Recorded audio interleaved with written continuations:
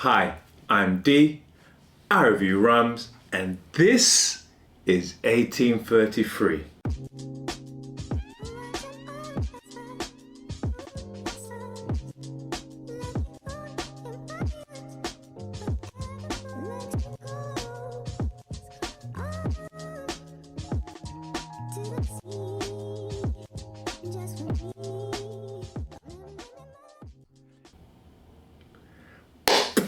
Hello people, hello people. Welcome back to another rum review on a bright but blustery London morning. Sky's a bit of blue, bit of grey outside, wind's blowing. It's very much an autumnal morning. So I've got another review today. We have the some of these things are really difficult to pronounce. Labourdonnais Amelia Rum. Now this is, here we go. This is another rum from Rumbash, and we've got a few of these from Rumbash that I'll be reviewing over the next few reviews. This one is a rum from Mauritius. And for those who've been watching the channel, we've had some hit and miss Mauritian rums. We had some good ones, we have some terrible Mauritian rums. When I believe are described as being something like you used to clean something in the hospital. I'll put a link to it. I'll pop up here somewhere, one of these corners, to review, so you can see that review. I'm pretty sure that was a Mauritian rum as well. So let's get cracking with this one. I know it's not, so this is a funny one. So we reviewed, sorry, excuse me, where's my manners? So, just for you people. Oh, yeah. So, when we did this review, do Rumbash, and I was tasting Rumbash. We tasted it twice on an empty stomach and then on a full stomach, and then realized how much food can impact the way a rum tastes. So whenever I do my reviews, I always try to do my reviews on an empty stomach. I've not had anything too flavorful, so I usually just have some water before a review. I don't have anything that's gonna try to keep my palate as neutral as possible. So I try to make it as fair a review as possible. And that's for all my rums, not even just now, that's what I've been doing all the time. So let's get cracking with this. So aroma wise, so look at it, it's thick. It's a thick old rum. You can see that it's just dark and almost syrupy in viscosity. Oh, I love that. That's a good word, isn't it? So the aroma is sweet, the aroma is fruity.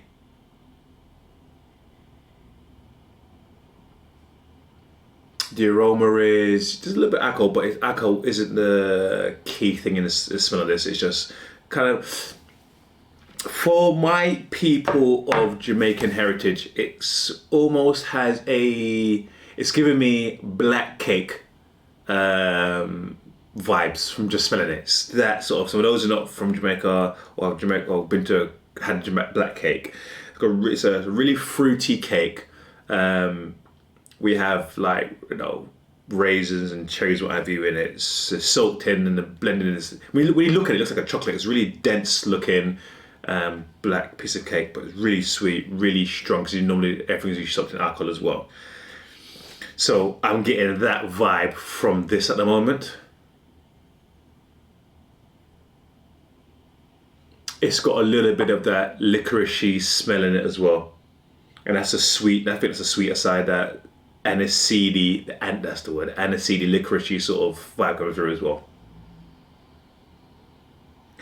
So let's give this a taste.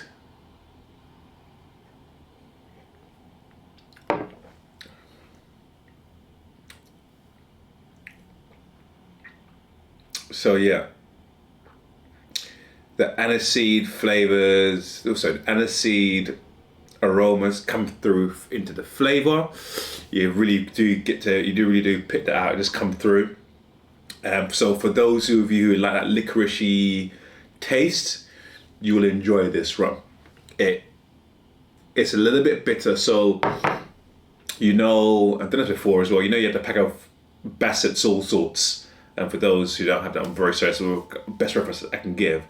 There's different types of licorice sweets in there, and this one is reminding me of the black one, the most licorice. Oh my gosh, the most licorice tasting licorice sweet in the pack. Yeah, that's the one.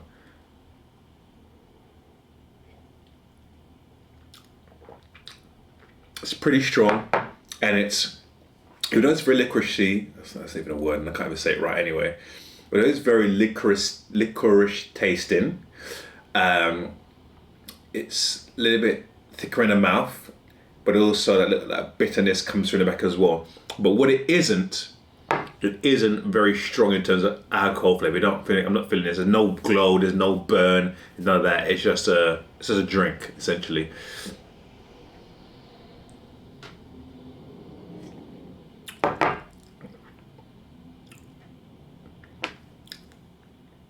The more I sip it, the more licorice it tastes, like the licorice flavors coated the mouth. And just then after the first one was like, oh, very faint. I'm sipping it, I've had another 2 or 3 sips after, it's more pronounced, it's coming out even more. Anyway, you know what time it is, baby. It's lime time. Let's give it a little squeeze. Oh, not too much.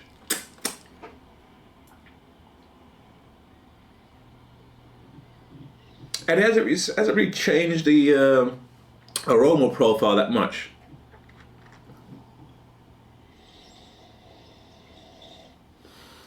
You know what? It's gonna sound strange, and yeah, it's gonna sound strange.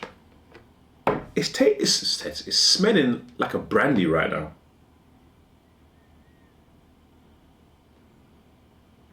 It's giving me like Courvoisier. It's giving me like Courvoisier kind of vibes right now. What do you think of the t-shirt, by the way? You see that? I can't see if you can see it. Hopefully you can. Yeah, anyway. It's giving me Courvoisier vibes right now. Oh, but I am smelling a bit, so I am smelling vanilla in it now. I couldn't smell vanilla before, but the vanilla is popping out with the lime now, yeah. Okay.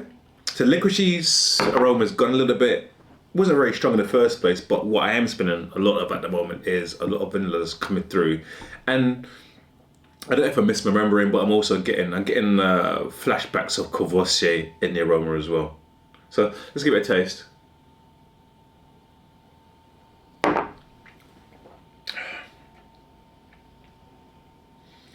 So the lime has made it a bit smoother. It's changed the profile, but I'm not sure if it's changed it for the better, because it's very citrusy, and I'm not sure that citrus flavors really work with the licorice flavors as they were previously.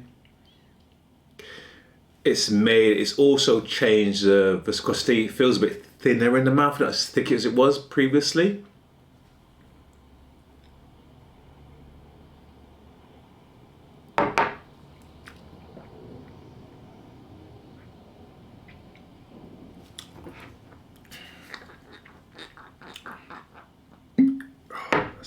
I'll never get tired of that sound.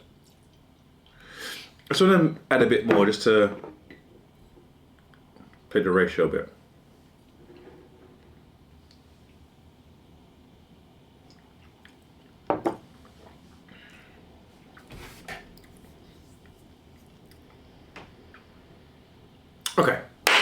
Okay. Ooh, okay. That was a very delayed aftertaste. I'm getting some whiskers coming through. That's a very delayed aftertaste. Okay, so recommendations.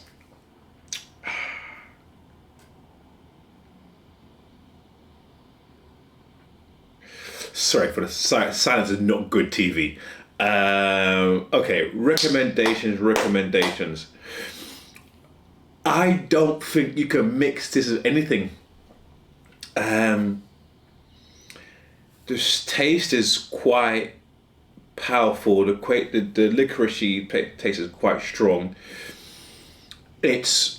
I don't know what cough medicine is like all over the world, different parts of the world, but it's very much cough medicine tasting to me as well, especially on its own. I don't know if you could mix this with anything. It just wouldn't work. The flavors of this are so strong and so unique that nothing comes to mind that will match the profile simile. The closest thing I would risk would be perhaps I'm going on a limb here. Perhaps a cranberry juice may work with it, but don't hold me to it. Don't go have this in a bar and have cranberry juice in this trash and then blame me. I'm just saying that's the only thing I would even give a go with this. Okay, so maybe a cranberry, but that's a stretch. Remember to like, share, subscribe, comment. Please comment. Whenever you do, I try my best to respond. Tell a friend. Scores on doors. You got buy and keep, buy and enjoy. Now by the way, with it, this rum, this Labourdonnais Amelia Rum, and I'm sure my French is trash, so apologies. This rum I'm giving, it's a tough one. So I'm thinking because it's okay and it's a unique rum. But I'm also thinking a little bit of no matter with it, because if you don't have it, you're missing it.